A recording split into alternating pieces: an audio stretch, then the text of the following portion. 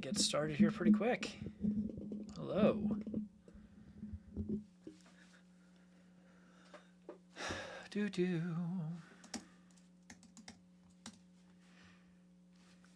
Let's bring up the restream chat so I can see everybody.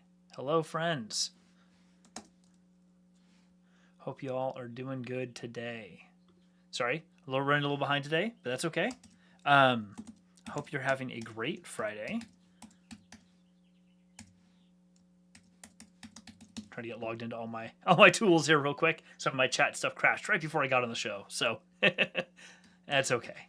I hope everybody is having a good Friday. We've got a lot to talk about today. Got some news and some other things. I'll do the intro here in just a moment. But first, let me finish getting logged into chat because I want to make sure I can see what everybody is saying. Pow, pow, pow, pow, pow, pow, pow, pow. There we go. Fantastic.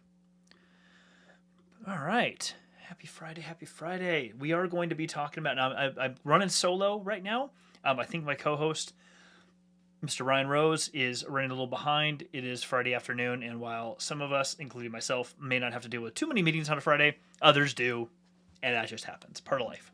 So, what we are going to talk about today, if it's just going to be me solo, which is totally cool, I will probably have a shorter show, 20, 30 minutes, maybe a little bit less. But primarily today, we're going to talk about some news. There's been a lot that has happened recently. Some really great, some less awesome. And then I want to dive in a bit to the idea of what a Grey Jedi is. More on that here in just a minute. So, without further ado,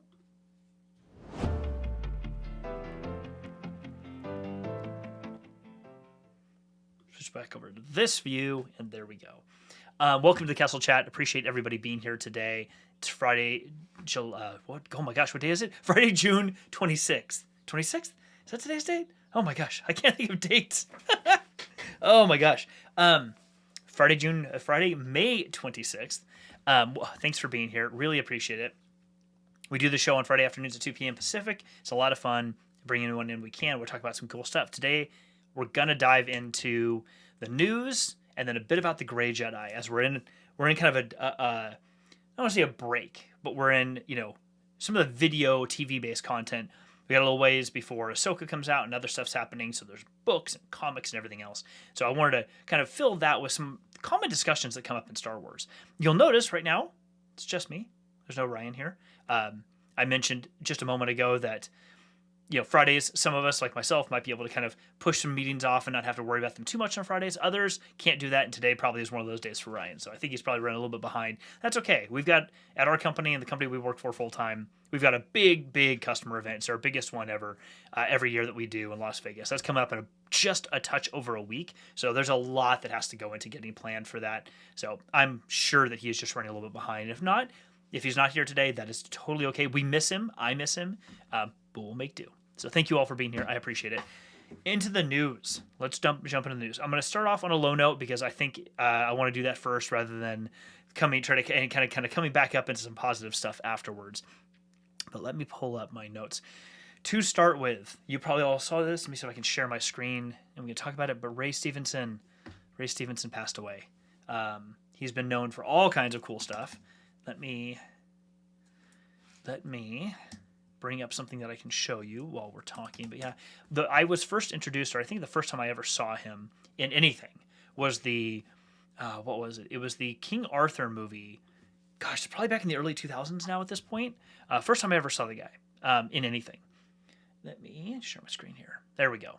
So Ray Stevenson, not sure if you're aware of him or if you've seen him in movies. He was in one of the Punisher films. He's been in numerous other projects just in general. Passed away here recently at the age of 58, I believe. Very, very young guy. We don't have any, so far as I'm aware, we don't have any information publicly about what the cause of death was. And honestly, I don't think that really matters a whole lot. It's such a bummer that we've lost such a great actor. He had filmed a number of scenes for the upcoming Ahsoka TV show. From what I could tell in the Ahsoka TV show, let's see if we can find some pictures here. He was playing kind of a dark Jedi, I think. Let's take a look here. Yeah, here's some good images. I think we can take a quick peek at. So like this, I think is a pretty common one we see in the trailer. I think all of those have been filmed so far. So as far as I know, I don't think we've heard anything about it. But as far as I know, we'll still see him featured in that show. It is really sad though that we lost him. And 58 years old is not very old. Joseph said he was a great Punisher. That is fantastic here. I don't know that I ever saw. I don't think I ever saw his version of the Punisher, which is interesting because I think I would have really enjoyed that. Joseph, tell me what about his version of the Punisher would you say was stand out compared to the others? I'm very curious. I'll put him. Oh, it doesn't want to come up when I'm doing a screen share. That's okay. So yeah, we lost Ray Stevenson. Remembering him, great addition to the galaxy, and it's really too bad that we lost him. Our thoughts, of course, are with him as well, and he'll be missed. And hopefully we get to kind of pay homage to him by watching the Ahsoka upcoming series. So that'll be coming soon enough. Let me go back to my main screen here. In other news, coming up to a more positive note, Return of the Jedi turns 40. Can you believe it? It kind of blows my mind that that's even a thing. Not that I say should, not that I'm here to say that, showing my age or what have you, but it definitely is showing my age to a degree. Not that that matters at all, honestly. But you go to StarWars.com, there's all kinds of featurettes on here for the 40th anniversary, 40th birthday, I guess you'd call it, of Return of the Jedi. Some of these things from like Dennis Muren and Phil Tippett. If you haven't had a chance to watch the, what is it called? It's the Star Wars documentary. No, it's the Light and Magic documentary on Disney Plus. I would definitely go watch that. It doesn't feature, or it features Return of the Jedi in all the movies, but it doesn't focus on the Star Wars movies entirely. In the beginning it does, because it's the creation of Lucasfilm, or ILM. Sorry, it's the creation of ILM. But it's so interesting because we have this iconic series, this iconic movie and trilogy of movies that many of us grew up on. I'll be 44 here in just a few weeks, so touch older than Return of the Jedi, but not by a whole lot.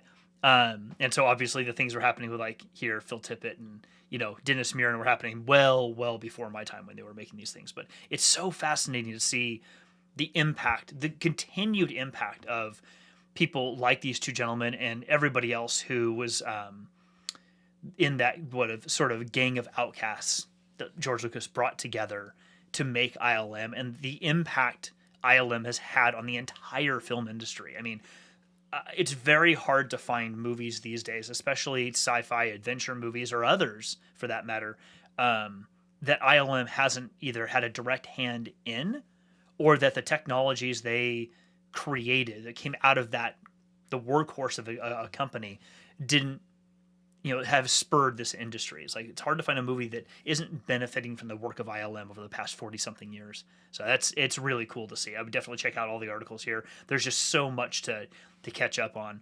And it's actually a kind of a cool tangent here. Joseph said it was gritty. It was more of the tone of the movie overall. Oh, okay, cool. Joseph, was it, how do you, not that I want to really compare them, would you say though that the grittiness of his version of the Punisher was akin to the Netflix series that came out of the Punisher? Because that felt also very gritty and very human, less comic book-y per se and more human. But I'd be kind of curious. I never saw Ray Stevenson's version. But back on Jedi here for Return of the Jedi, the 40th anniversary, for just a moment. I wanted to use that as a way to tangent into the other piece of news that I really want to talk about. Is Star Wars Visions came out recently. Season 2 came out recently. You can see some of the images here. This one, Visions Revisited, Meet the Visionaries. This one down here that says Visions Revisited, highlights from In the Stars. If you haven't had a chance to watch any of the Star Wars Visions seasons, which is really season 1 and season 2. Season 1 was fascinating to me because season 1 and season 2 follow this trend where they both used sort of out of the box artistry and storytelling methods to bring about interesting Star Wars stories that are not meant to be canonical. They're not meant to be anything you're going to find in a Star Wars book later on necessarily. They're meant to be what could be done here with artistic license. And in the first one, it was a lot of I don't want to oversimplify and say anime. I don't watch anime, so I'm sure there's a ton of nuance that I'm missing. I will just loosely say anime, or that general style of drawing and storytelling and dialogue. The first season was very much laid out like that. Season 2 isn't that it's different, but it's pushing boundaries in different ways with a lot more seemingly stop motion style animation and general animation that isn't so much sketch. It just pushes the boundaries quite a lot. Beyond that, it also really pushes the boundaries of the dark side, and it really pushes to give you a chance to see that the light and the dark aren't so different from one another. They're just two sides of the same coin. And just because in common Star Wars storytelling, the dark tends to be demonized because it leads to corruption and what have you, from the Jedi's perspective and from others' perspectives, Star Wars Visions season 2 definitely pushes that idea to say, but is that really all there is? Is it really that binary of a thing? Because as we all kind of know, nothing in the world is binary. Everything appears on a spectrum. Everything we deal with, every piece of knowledge, every interaction we have, everything is on a nuanced spectrum. The idea of there's always two sides to a story. Well, that's totally false. There's many, many sides to a story. There's many different perspectives to a story. There isn't just two sides. There's never just two people in a story. There's all the things that get affected. And so if you haven't had a chance to watch them, they're brilliantly told stories, very short stories, well animated, well crafted. I cannot promote them enough. I can't. So definitely check that out. That was kind of the third big piece of news I wanted to call it. Oh, I think Ryan might be joining us right now. Awesome. Here he comes. Let's see. Ryan. Hello, sir. Hello, friend. How's it going? I am so sorry. I had a little bit of a personal emergency, so I apologize for being late coming in. I'm excited Totally okay. though. Totally okay. I've just been kind of taking care of everybody with the some news. I talked a little bit about Ray Stevenson's passing. Talked a little bit about Return of the Jedi turning 40.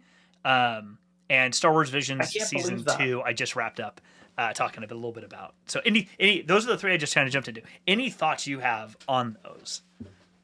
Well, I will say that the passing of Ray Stevenson is just really just upsetting. It's he was a really great actor. I honestly don't know how that's going to affect the show though.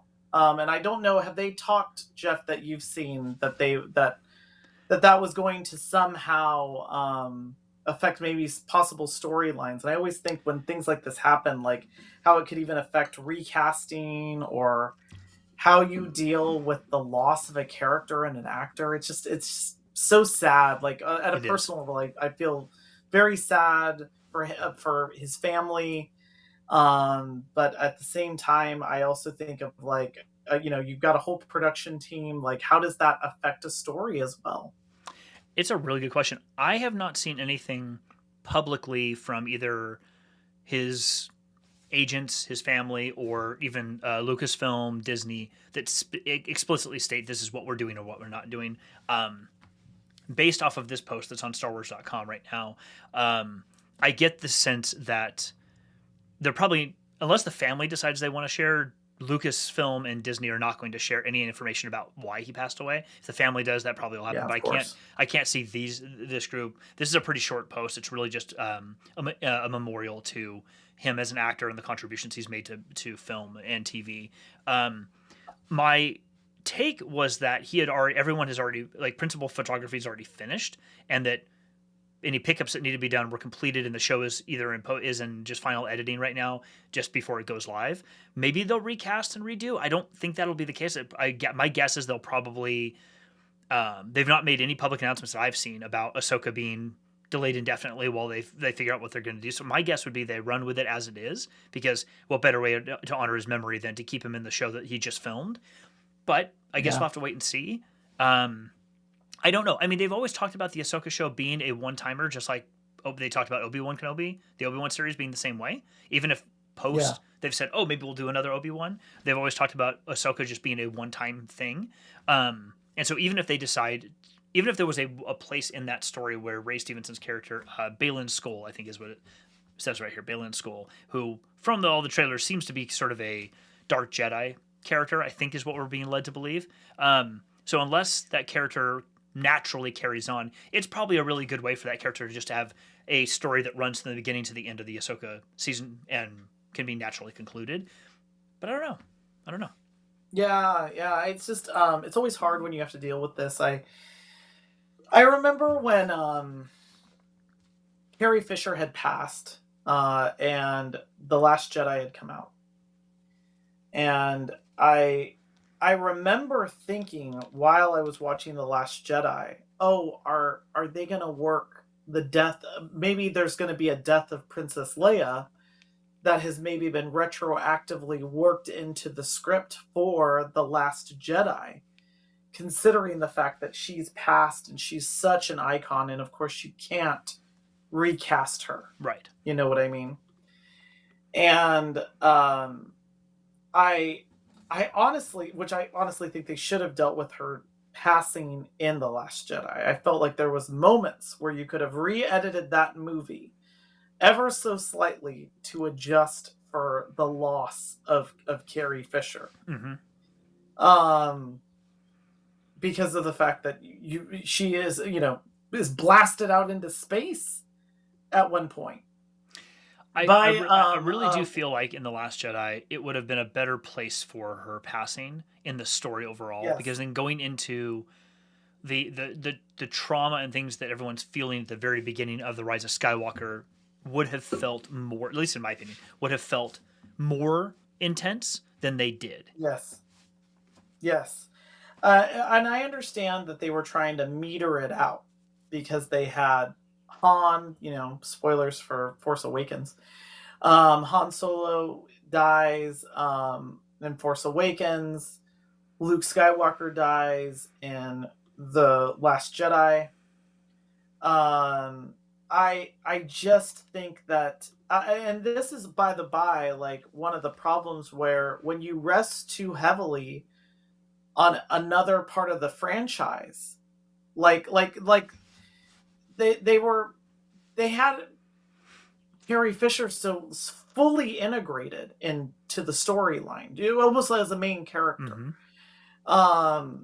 It created a different dependency. It's just there are moments where it's like I just felt so bad for Ray Stevenson and hearing that news, and I immediately thought of like, oh gosh, like I wonder how they're going to deal with this, not in any type of like callous way, but more like how do you untie that knot? I remember when the Matrix movies were first coming out, and the actress that had been cast as the Oracle had made the first movie and then made the second movie, which was the Matrix Reloaded. And then for Matrix Revolutions, she had actually passed, and they had to recast her role. And they tried to like write it differently and say, oh, well, she's been affected by something in the Matrix. But it is one of these things that, you can never plan for everything. And I just think it's a great loss for Star Wars. Mm-hmm. Just because Ray Stevenson is such a great actor. I thought it was amazing casting when he ended up in the role. And it just reminded me immediately of what had happened with Carrie Fisher, and just thinking, oh gosh, I always think too, like we have the cultural awareness of knowing that they've passed, mm-hmm. which then colors our entire viewing experience as well too. I mean, I could not sit and watch The Last Jedi without thinking of the fact that Carrie Fisher had just passed. Yeah. Yep. Yeah. Absolutely.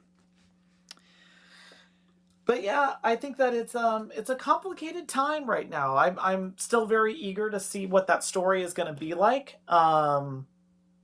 Obviously, still very excited for what that story is going to be. But I guess on brighter news, to your point, Return of the Jedi also turned 40, which makes me feel just so much older. And I was just going to say, well, as a kid growing up, and I didn't know if you had like lit up your back room because of green in Return of the Jedi. That always seemed to be the color that they associated with Return of the Jedi. Um, but I really, it was like my favorite Star Wars movie when I was a kid. It's oddly the one that my kids even like now. My younger children really like now. As my kids get older, they all fall into the I love Empire. But my little boys, who are both 5, they both really like Return of the Jedi. That's a tie for what they call Purple Star Wars, because Purple Star Wars is on, if you have it on Apple iTunes, which we do. Yes, each have their own color scheme. Yeah. Yep. Exactly, Yep. and they're Purple like, Star Wars. I like that. We like green Star Wars. We like purple Star Wars. And I'm like, got it. They're like, we don't like white Star Wars, and that is The Empire Strikes Back. And because it's scary, they're like, it's scary. That movie is scary. But yeah, it just seems like I can't believe that it's been 40 years. We're getting close to the 50-year anniversary of the original Star Wars, which will be in 2027. And yeah, it's just, we're just inching closer, on and on and on. But I think I don't know, personally, I have a lot of very fond memories of Return of the Jedi. And it's a great story. It's a really great story. I also think I wish they could have honored what Harrison Ford wanted, which was to really give the Han Solo character a really big exit in that movie. Mm-hmm.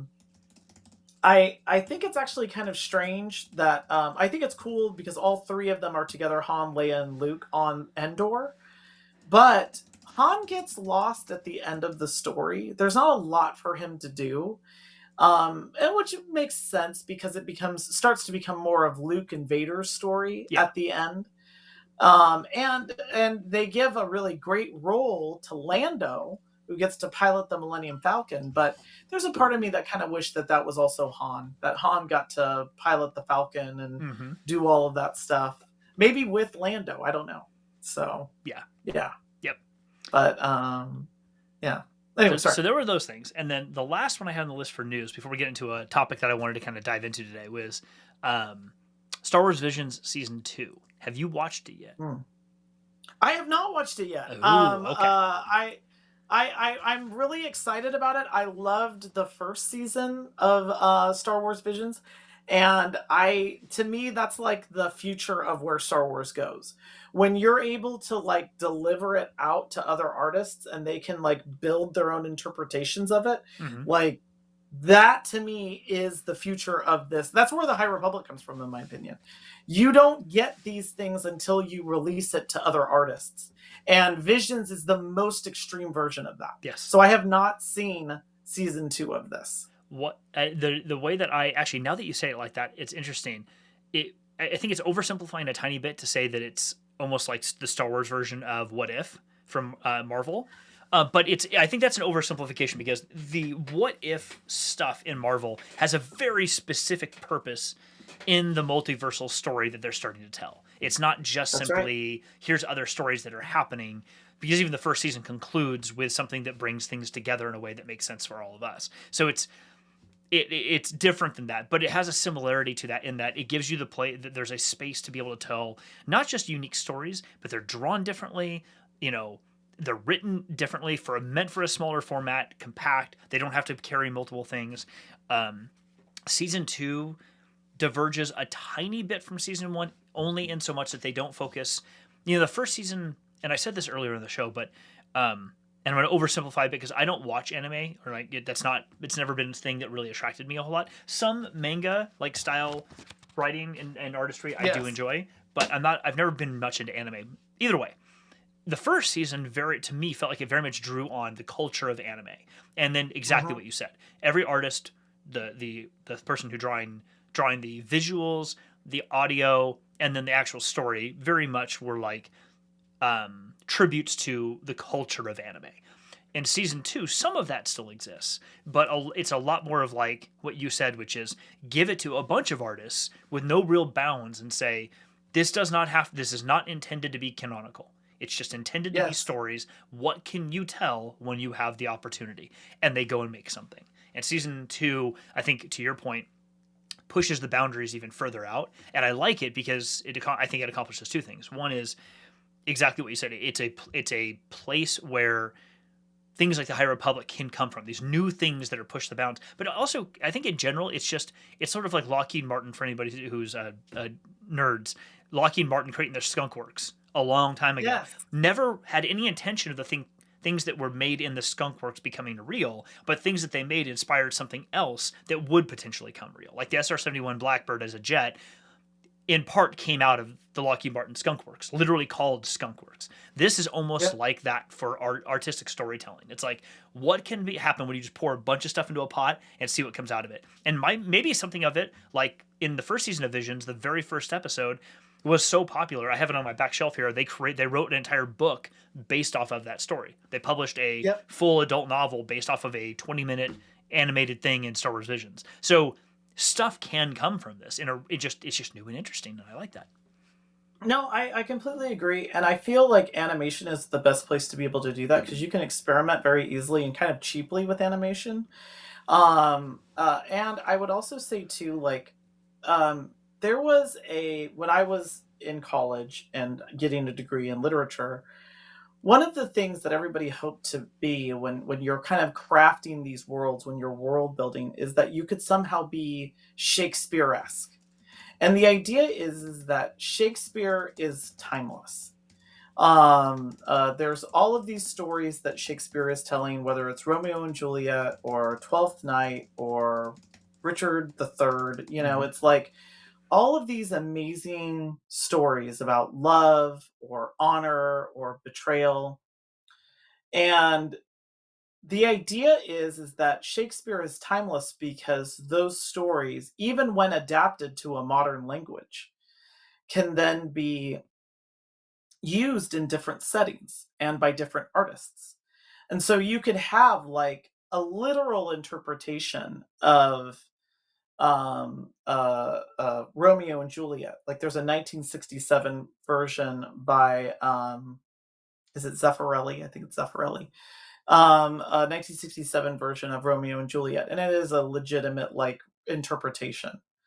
And then you can have a modern adaptation that's still using the same language, and that's like the 1993, 1994 Leonardo DiCaprio, Claire Danes, Shakespeare, and Romeo and Juliet, right?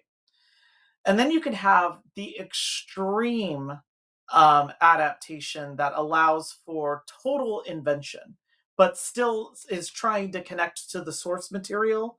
And that's something like Shakespeare in Love, which is following Shakespeare writing that story.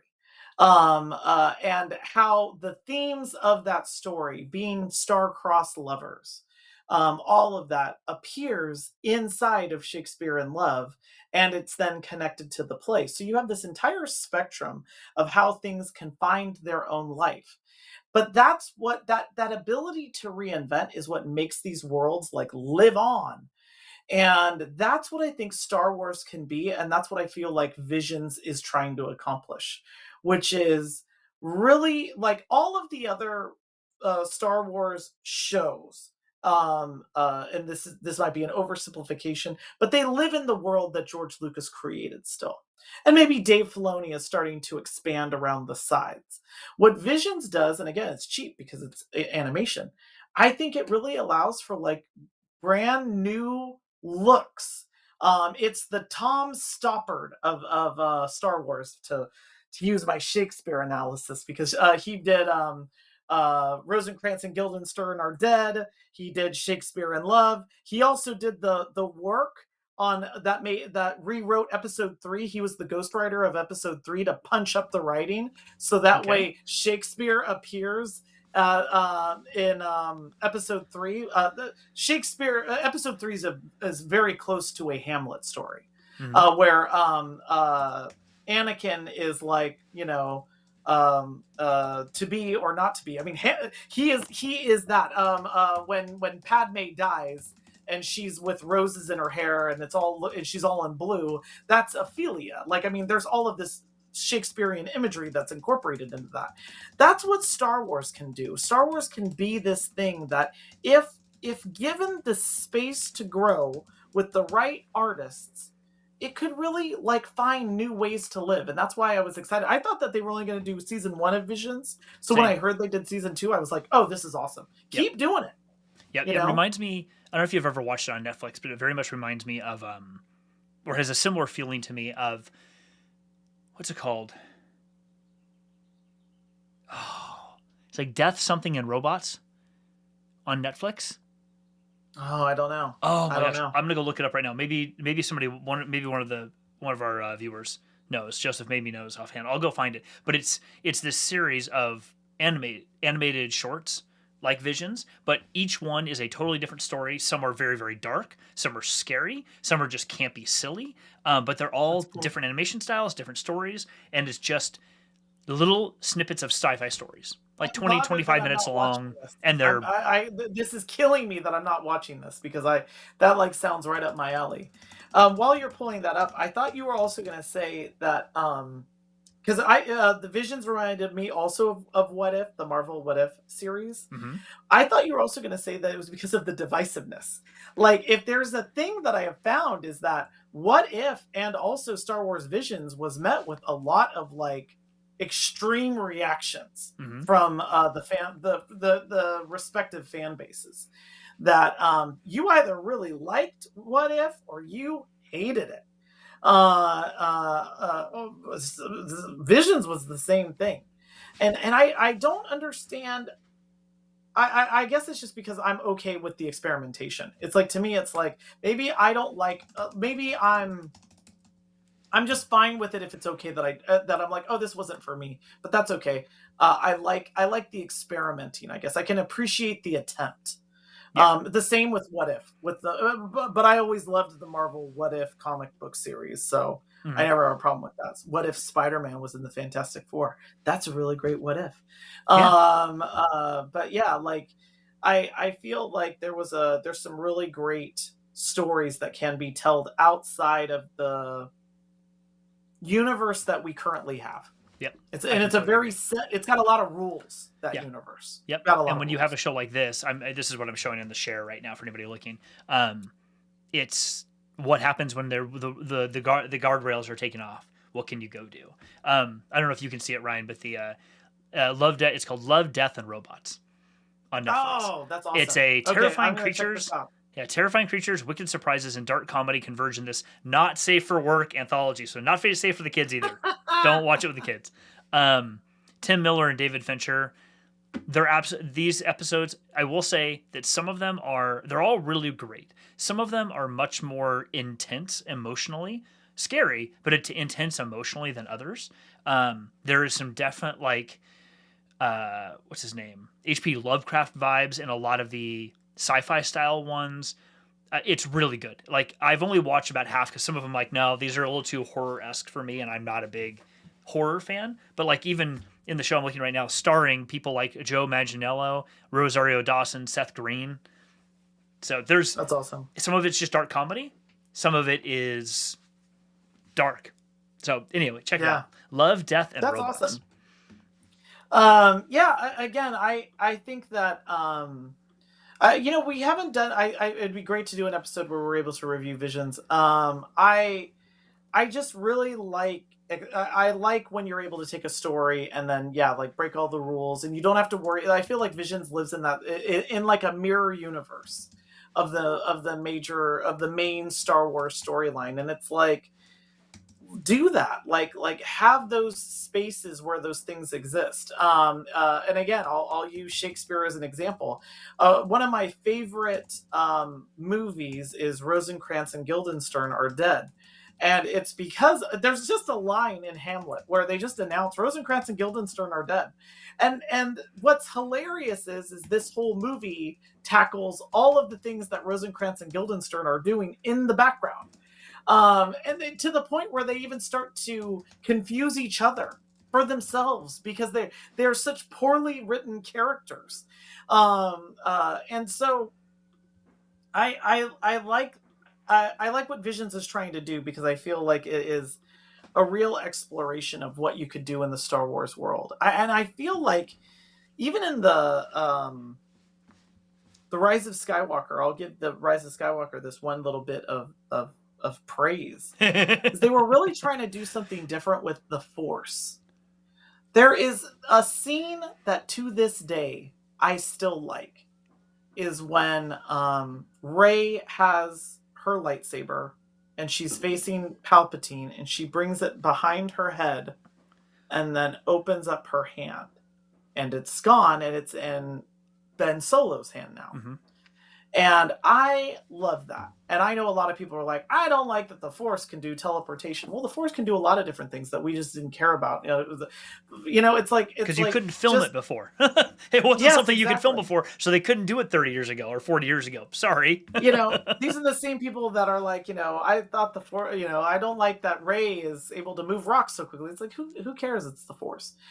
And I guess I'm okay with not breaking necessarily the rules of what you have established in the world, but adding new things to that world. Yeah. And so that's what I like. And like I said, I like experimentation with the storylines. I think that's what will keep it alive.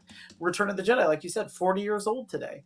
We're not that far away from, and I can't even believe I'm saying this, The Phantom Menace is going to be 30 years old here soon. And exactly, Jar Jar Binks is going to be 30, everybody. And so, like, the only way these stories stay alive is that they live on in different ways. And the stories that can't do that, a good example of that is the Barsoom series, Princess of Mars, all of the things like the John Carter stuff. Yes. That could not live on. Well, a character that lives on in new ways all the time, Sherlock Holmes. Oh yeah, constantly. And why? They just keep dropping Sherlock Holmes and all these different things. You can make Sherlock Holmes in a number of different settings. You can change Sherlock Holmes's gender. You can put Sherlock Holmes at various different ages.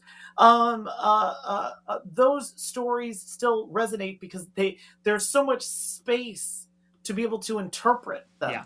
That's how you keep Star Wars alive, is give it space for new artists to interpret. Completely agree. Yeah, and that's how, what you said, and it's how we also bring in new communities of people. Because the only way that you're going to bring new communities of people in is, as we've said before, both of us, is to make content that those new communities make the content those people want to see. And that the only way to figure out what do people want to see is to just let someone or a group of people make a bunch of things and see what people resonate with, and then go make more of that where you can. Visions, I think, is a fantastic way to do it. So listen, I've got about 5 minutes before I have to wrap up for today, because I've got some family stuff I've got to go do. And so just to kind of like do a little hot take before we wrap up the day, I wanted to throw out there, this came up in 2 or 3 TikToks I saw in the last week, and I wanted to throw it out there because I wanted to get your take on it, and we'll just leave this as sort of the hot take for the day. It's not really a hot take, though. Grey Jedi. Is it a thing? Should it be a thing? Go. Okay. So, you have 5 minutes. Go. Okay, this is like speech class back in high school. Like, you got to fill 5 minutes. Go. I can do this. I can do this fast. I had never heard of the term Grey Jedi until right before The Phantom Menace came out. And they had a profile of, they didn't even have a name for Liam Neeson's character yet. It just said a Jedi played by Liam Neeson is a Grey Jedi. And that was where did because it say this? This was in a magazine interview. I want to say it was like, it was one of the old, like, it was Entertainment Weekly, and it was an interview that was being done as a promotion. The filming for episode 1 was ongoing, and over that summer they had done an interview with George Lucas, and he didn't even have, like, the Qui-Gon Jinn name wasn't even in the article. But George Lucas talked about a Grey Jedi, and nobody knew what that was. And then there was another article that came out that was right after the first teaser trailer came out for episode 1. And it was like, yes, there's a character that Liam Neeson plays, and he's kind of a Grey Jedi. He walks both the light and the dark. I think that there was an idea of that character that just never really came to fruition in episode 1, and you can hear it because he's talking about things. And even Obi-Wan says to Qui-Gon, if you just obey the council, you'd be on the council if you just followed the rules.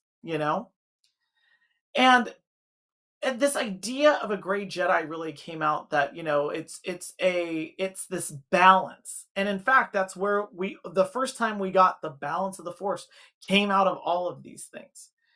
I think a Grey Jedi makes sense in that original vision of what was being told then, which was a non-dogmatic view of the Force.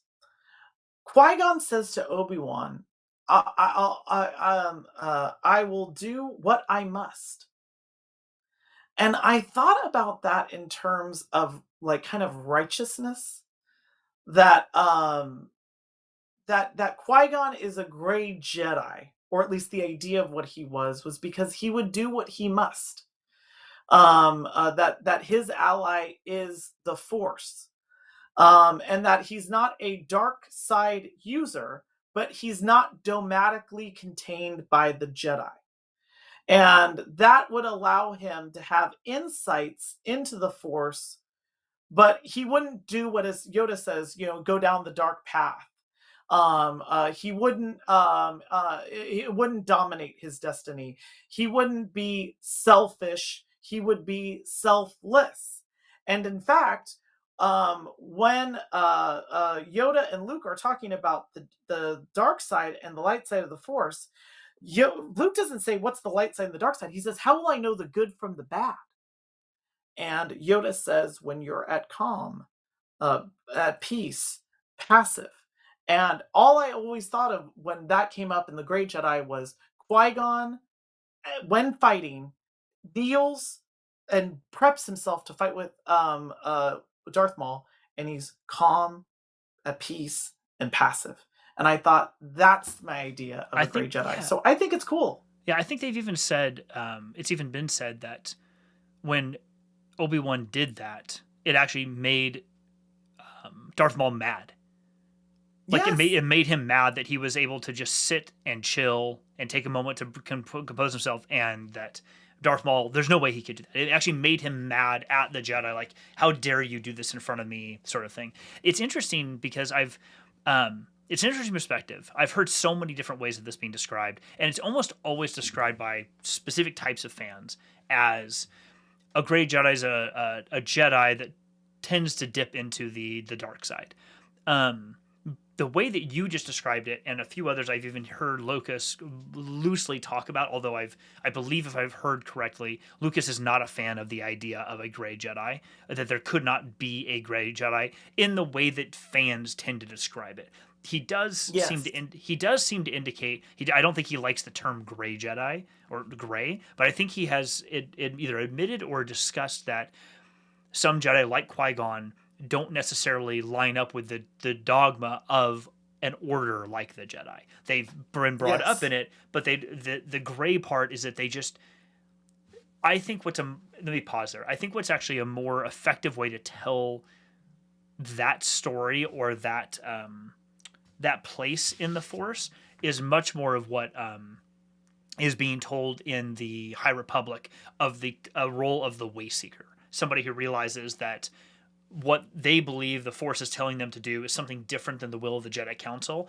They go to the Jedi Council and say, I think this is the case. Someone backs them up, and if it's decided, if the council agrees, then they get a ship and they get to become a Wayseeker, and they get to essentially follow the Force wherever the Force takes them, and that's it. Yeah. Until or if there is such a time that coming back to the temple or coming back to the order proper makes sense. But Wayseekers are just the Force is taking me places, and that's where I'm going to go, wherever that is. And to me, that, based on what you described and what I've read, seems to almost be the more closely aligned with, I think, what Lucas may have ever thought that thing could be, which is a role that can diverge from dogma, yet still follow a lot of the core fundamentals that are taught by the Jedi, just not necessarily the day-to-day that is happening currently.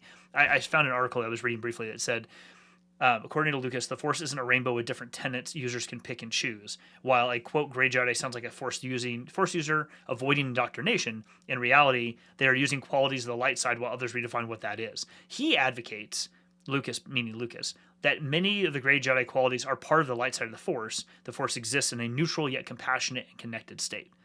And it's interesting to think about it that way, because it's, I get that he could say you couldn't ever, in that sense, you could never be gray. You couldn't use the dark side and be a light side user, because inherently the dark side is corruptible. It corrupts you into using it, because Exactly. it's not the dark side. For as much as people want to talk about it's something, it's the dark side. It's not. It's almost literally just tapping into your own emotions of fear and anger and hatred. And if you let those be the things that drive you, all those are going to do is eat you up. Like the red eyes and the crusty skin and the deterioration of their body and becoming gray, like all those things we see, it's not the dark side of the Force that's doing that. And for people who I've heard say, well, it's the dark side of the Force that's doing it. No, it's not. It's not an allegory. It's even stronger than a metaphor for, this is what it looks like when you allow your hate, your anger, and your fear to control every part of your life, and then you encourage it. When you encourage those to be the things, when you encourage those to be the things that drive what you do, this is a external manifestation of what's happening to you internally. All it does is eat you up. That's why they look the way they do, because all it does is eat you up. Yes, you might gain more and more strength and you can do bursts of things, but it's just going to destroy you. It is never going to make you better. It just gives you bursts of adrenaline, essentially, whereas the light side, so to speak, is, and this is where the problem, though, of course, with the Jedi is that people always see there's no necessary balance in the Jedi. It's, you got to get rid of a lot of things, which is nice because we're seeing in High Republic that that's not really how it was. Anyway. It's kind of... No. I think it even applies to things like even how our interpretations of modern religion now. Yeah. People want to put things into a box. And I think the idea of the Grey Jedi, or at least mine, is it's not that you're a bad or a good person. It's just that you think that the thing that you're following is bigger than the box. Yes. 100%. Yeah, it's something bigger. Yeah. Awesome. Cool, dude. This has been fun. I got to bounce. Yeah, man. It's going to be a fun, long weekend. We got a holiday weekend. This is super. Two 3-day weekends in a row, dude. This is kind of wild. I know. It's going to be great. I can't wait. Well, hey, thanks everybody for joining the show today. Yep. And thank you to Jeff. And again, I apologize for being late. I had no idea that I was going to be called into an urgent matter. So yeah, it happens, dude. Life happens sometimes. Thanks everybody. Have a wonderful weekend, and we will see you all very, very soon. Hey, bye everybody.